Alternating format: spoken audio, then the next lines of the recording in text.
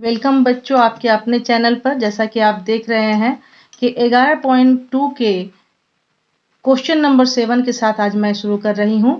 तो आइए शुरू करते हैं। ये आप देख रहे हैं कि ये एक चित्र दी गई है जो कि एक समचतुर्भुज है।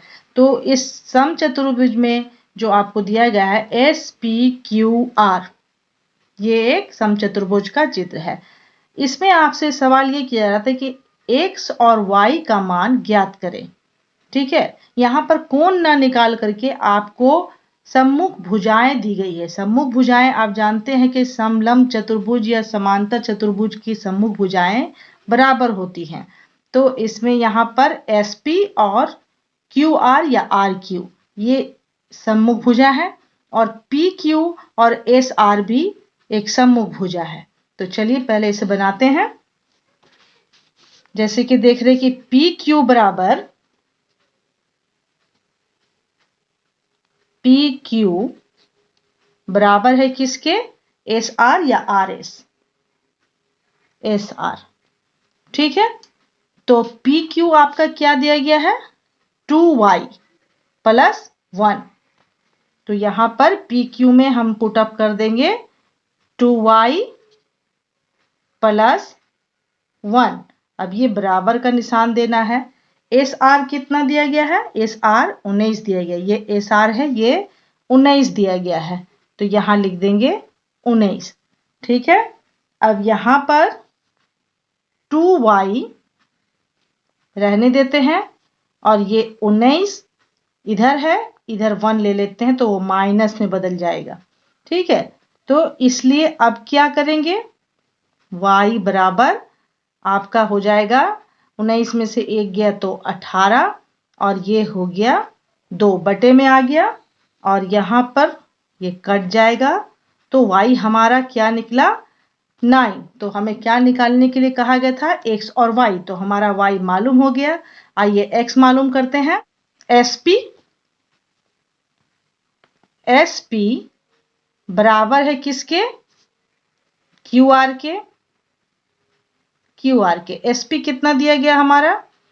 2x दिया गया है। तो यहाँ 2x लिख लेते हैं और QR कितना है? ये 16 है। यहाँ 16 लिख लेते हैं। अब क्या करेंगे यहाँ पर? इसलिए x बराबर 16 बटे 2।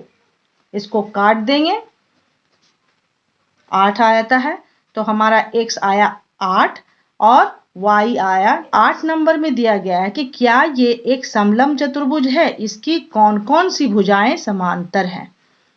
ये देखिए, ये एक चतुर्भुज का चित्र दिया गया है। अब ये बता रहा है कि ये एक समलंब चतुर्भुज। समलंब चतुर्भुज उसको कहते हैं बच्चों जिसके ऊपर और नीचे की रेखाओं के बीच में जो ऊंचाई होती है वो बराबर से जाती है। ठीक है, और क्या है, इसकी कौन कौन सी भुजाएं समांतर है ये आपसे पूछ रहा है। तो देखिए, सबसे पहले तो दो कोणों का दिया गया है योग। तो हम लोग जानते हैं कि दो कोणों का योग बराबर होता है, दो आसन कोणों का योग बराबर 180 होता है। तो हमारा पहला कोण है EFG। तो लिख लेते हैं कोण EFG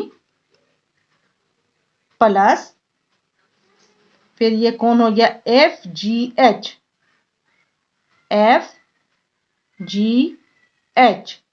और ये हो गया 180 डिग्री। ठीक है, तो देखिए ये बीच में जो इस तरह से हम निशान दे रहे हैं इसका मतलब होता है कि कोण यही है। कोण क्या है? F है। कोण क्या है? ये G को हमने निशान दिया है तो ये G है। ठीक है, तो EFG कितना है हमारा? 70 है और FGH कितना है? 110 है। चलिए यहां लिख लेते हैं 70 डिग्री और यहां हो जाता है हमारा 110 डिग्री बराबर 180 डिग्री। ठीक है, अब इसको जोड़ लीजिए तो ये होता है हमारा 110 और ये 70। तो ये हो गया हमारा 180 डिग्री और ये भी हो गया 180 डिग्री। तो आपको तो बताना यही है कि क्या ये एक समलंब चतुर्भुज है। तो आप यहां पर लिखिए EFGH एक समलंब चतुर्भुज है। ठीक है, और कौन सा, और ये पूछ रहा है कि इसकी कौन कौन सी भुजाएं बराबर है। तो इसकी भुजा कौन सी, EF और GH, कौन सी भुजा बराबर है, EF, ये क्या है, समलंब है GH।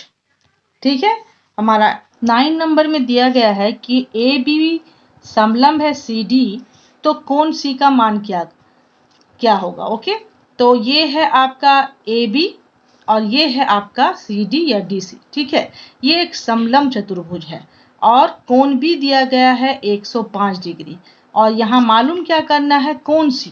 तो कोण पर बनने वाले कोण क्या होते हैं, आसन कोण होते हैं। आसन कोणों का योग क्या होता है, 180 डिग्री होता है।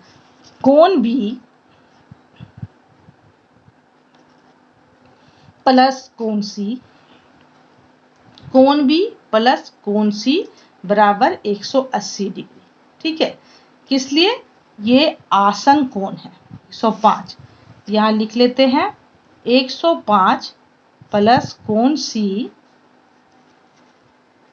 बराबर हो गया 180 डिग्री।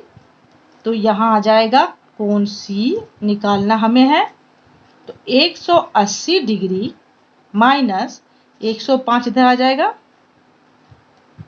तो ये आ गया हमारा 75 डिग्री। ये देखिए कोण C हमारा हो गया 75। 10 नंबर में हमें दिया गया है कि ABCD यानी कि एक चतुर्भुज है, ये एक चतुर्भुज का चित्र दिया गया है। EFGH दोनों समानांतर चतुर्भुज है, यानी दो चतुर्भुजों के चित्रों को मिला दिया गया है। तो हमें क्या मालूम करना है, x का मान ज्ञात करना है। अब देखते हैं कि x कहाँ है। ये देखिए x यहाँ दोनों चतुर्भुज के मिलने से जो है इस पॉइंट पर जो एक कोण बनता है उसको x का नाम दिया गया है। अब देखिए ABCD, तो ये कैसा चतुर्भुज बनता है, ये इस तरह का चतुर्भुज बनता है। तो यहाँ पर देखिए ये ABC, ये D। ठीक है, अब हमें D क्या दिया गया है, यहाँ पर कोण D 130 दिया गया है, 130। ठीक है, अब यहाँ देखिए यहाँ पर EFGH, ये भी एक समांतर चतुर्भुज है। तो ये इस तरह का चतुर्भुज है EFGH। ठीक है, तो अब यहाँ पर हमें कोण F दिया गया, देखिए कोण F 70 दिया गया है, तो ये यहाँ पर बनेगा 70 डिग्री। अब देखिए कि ये दोनों चतुर्भुज जो है, इन दोनों चतुर्भुज के मिलने से एक जो यहाँ पर ट्राइंगल बन रहा है, ये एक त्रिभुज बन रहा है। ठीक है, अगर उसको नाम दीजिएगा तो वो हो जाता है XCH। ठीक है, तो अब यहाँ पर ये बोला जा रहा है कि x का मान ज्ञात करना है। तो हम ये भी जानते हैं कि त्रिभुज के अंतः कोणों के योग कितना होता है, योग बराबर 180 होता है। ठीक है बच्चों, और समांतर चतुर्भुज के सम्मुख कोणों का जो योग होता है समान होता है। तो अगर हमारा F यहाँ पर अगर 70 है तो H भी हमारा क्या होगा, 70 हो जाएगा। यानी कि ये F 70 है तो H यहाँ पर बन रहा है वो भी 70 हो जाएगा। ठीक है, और ये D जब 130 है तो B भी हमारा क्या होगा, ये भी हमारा 130 डिग्री हो जाएगा। कोण C निकालते हैं।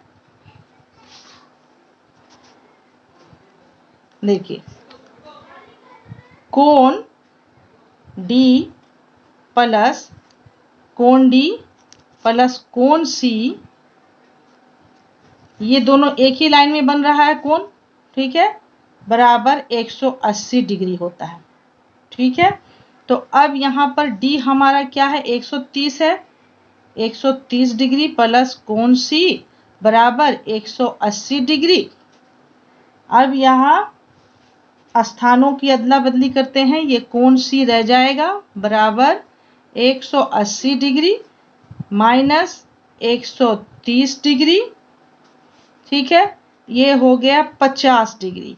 यानी कि कौन सी कितना निकला? 50 डिग्री। कौन सी कहाँ है? यहाँ पर है, तो ये हो गया 50। ठीक है, तो हम लोगों को क्या मालूम हो गया? एक एच कोण जो है ये हो गया 70 और ये सी है, सी कितना हो गया? 50 और ये एक्स हम लोगों को प्रश्न अनुसार मालूम करना है। तो चलिए मालूम करते हैं। त्रिभुज के अंतः कोणों का योग बराबर कितना होता है? 180 डिग्री। कोण H प्लस कोण C,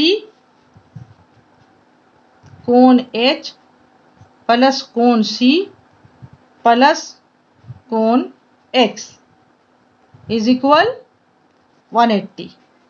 तो यहाँ H हमारा है 70, कोण C हमारा है 50, कोण X मालूम करना है 180 डिग्री।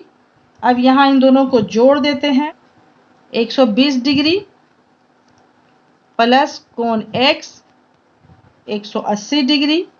अब यहाँ पर कोण X बराबर 180 डिग्री, स्थान बदलेंगे माइनस हो जाएगा, ये हो गया 120 डिग्री। कितना आया घट के? 60 डिग्री। तो ये हमारा 10 नंबर भी बच्चों समाप्त हो गया। आशा आपको समझ में आ रही होगी और आप अपने कुछ भी दुविधा अगर मैथ को समझने में हो ज़रूर कमेंट करें और प्लीज़ लाइक और सब्सक्राइब ज़रूर करें। धन्यवाद।